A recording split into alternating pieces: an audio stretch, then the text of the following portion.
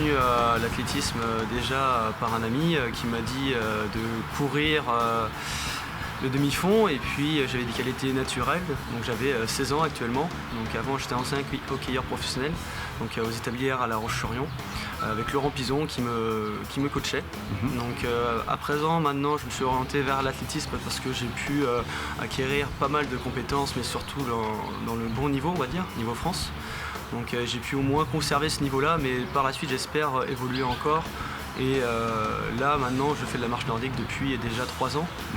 3 ans de marche nordique, 3 ans que je pratique cette discipline, c'est une nouvelle discipline que je ne connaissais pas avant. Et depuis 1 an, depuis octobre dernier, je suis une élite champion de France de marche nordique.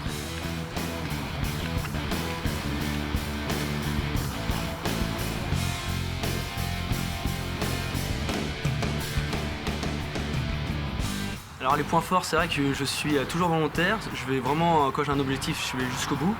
Si par exemple mon entraîneur me dit, par exemple, il me dit 10 fois 400 mètres, bah voilà, je l'ai fait, mais à fond, je réfléchis pas. Mais ça va, c'est vrai que mon point faible, il faut le travailler, je suis un peu dispersé à droite à gauche, donc je suis un peu têtu et borné.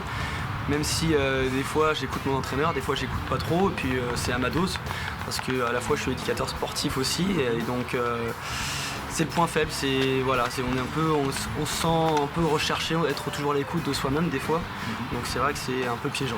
Alors le stress est toujours là, que ça soit une petite compétition, une grande compétition, je me mets toujours une grosse pression et c'est vrai que mon entraîneur me dit toujours voilà, calme-toi, prends zen, et c'est vrai que j'ai besoin beaucoup de relaxation peut-être en complément, et là c'est vrai que j'ai pas trop le temps, mais au moins 1 fois par semaine, voire 2 fois, faire de la sophrologie, ouais, ça ferait du bien.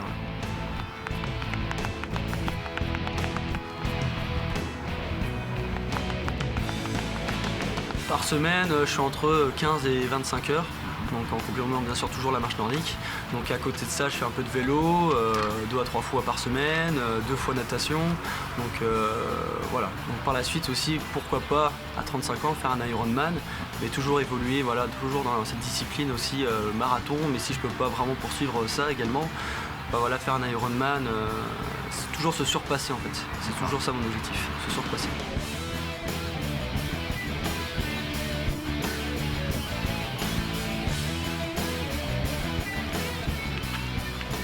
La marche nordique, je suis venu en fait par un ami qui m'a dit aussi de faire un pari, être champion de France de marche nordique.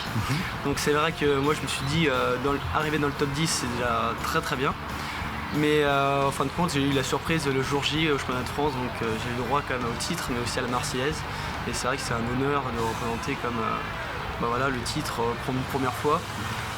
Après dans un second temps c'est vraiment d'arriver, de garder toujours le titre, donc c'est au mois d'octobre encore prochain. Ça se passe au Muro et mon objectif c'est toujours garder mon titre et puis toujours valoriser cette discipline pour les jeunes, car la moyenne d'âge c'est comme 55 ans, il faut le savoir. Donc moi je trouve que la marche nordique c'est bien en complément d'un autre sport parce qu'on travaille quand même 90% de nos muscles. Oui.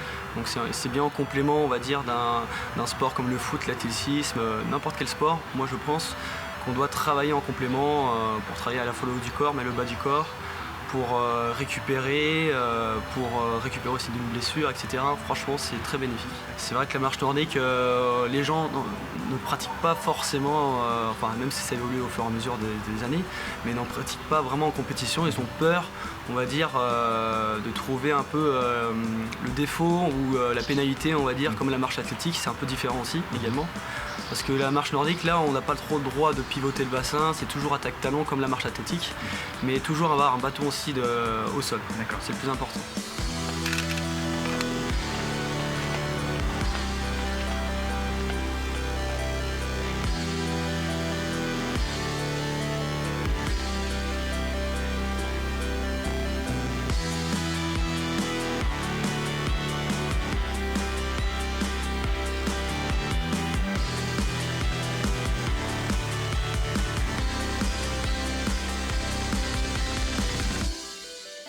Il faut toujours s'entraîner sur la vitesse pour évoluer après en termes de distance. On évolue sur 1500 mètres, 3000, 5000 et 10 000, etc.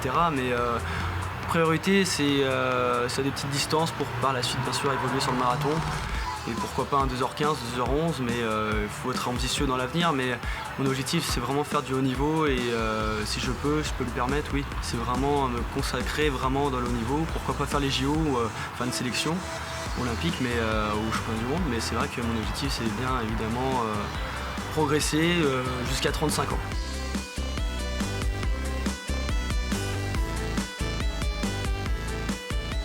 Ça fait 10 ans que je suis athlète, mais aussi éducateur sportif depuis 3 ans. Donc moi j'encadre la marche nordique, la course à pied, un groupe retraité aussi qui viennent le mardi matin, donc c'est un groupe très convivial. Également aussi des groupes comme Aria 85, Graines d'idées et Mission Locale, donc, qui viennent aussi également pour la marche nordique, mais aussi diverses activités. Donc ils viennent toujours s'entraîner au sein du club. L'éducateur, c'est toujours le moyen de partage, en termes de communication, c'est le suivi aussi chez l'athlète, chez la personne, que ce soit un moyen handicap, plus ou moins perf, on va dire. Donc après, par la suite, c'est vrai que moi je voudrais entraîner des athlètes de haut niveau. Donc pourquoi pas aller à l'INSEP ou des choses comme ça pour vraiment avoir un suivi.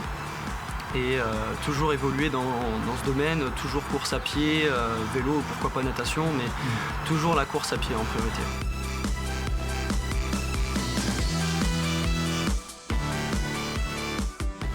C'est vraiment Kevin Hautecoeur qui était quand même au sein du club, qui était champion d'Europe espoir, il ne faut pas l'oublier.